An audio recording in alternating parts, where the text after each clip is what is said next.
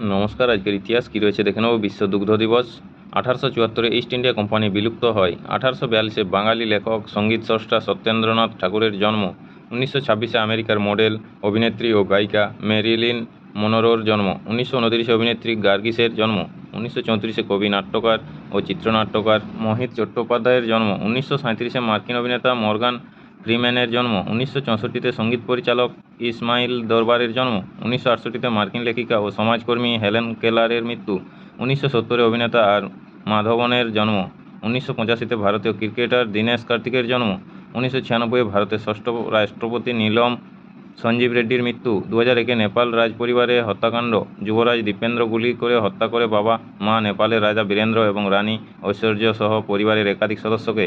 2002-এ দক্ষিণ আফ্রিকার ক্রিকেট দলের প্রাক্তন অধিনায়ক হান্সি ক্রোনিয়ের মৃত্যু। নমস্কার। আজকের ইতিহাস এই পর্যন্তই। পরের ইতিহাসটি পেতে চ্যানেলটিতে সাবস্ক্রাইব করে পাশে থাকা বেল আইকনটি অল করে রাখুন। নমস্কার। সবাই ভালো থাকুন, সুস্থ থাকুন। দেখা হচ্ছে পরের ভিডিওতে।